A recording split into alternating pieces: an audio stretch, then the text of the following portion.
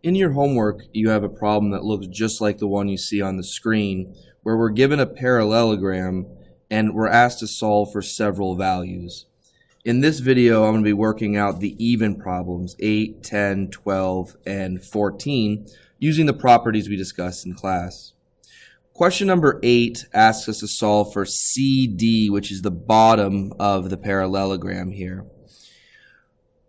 One of the properties, the always properties of a parallelogram, is that the opposite sides of a parallelogram are congruent. And here we see that AB is 16.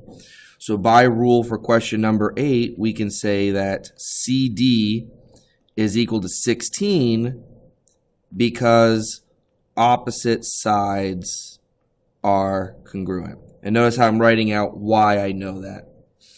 In question 10, we're asked to solve for AE, which is the distance from A to where the diagonals intersect, right here. We notice the distance from E to C is 7, and one of the properties of a parallelogram is that the diagonals cut each other in half. So those two must be equal. And so here we can say that AE must be 7 because the diagonals intersect. I'm sorry, bisect, excuse me. They cut each other in half. As we move on to question number 12, which is asking for an angle, we can see that it's asking for BCD. BCD is the bottom right-hand angle that I'm marking on the screen right now. One of the major properties of a parallelogram is that the opposite angles are also equal. So these two obtuse angles, angle A and angle C, have to be equal.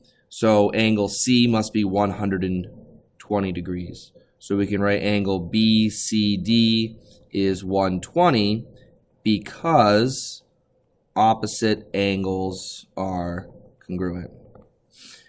Finally, in question 14, we're asked for angle ADC.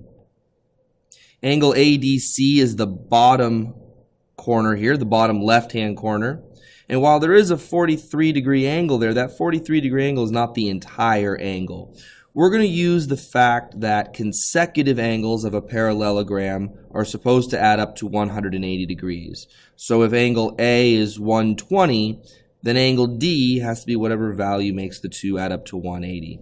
So we can do 180 minus 120, and we're left with 60.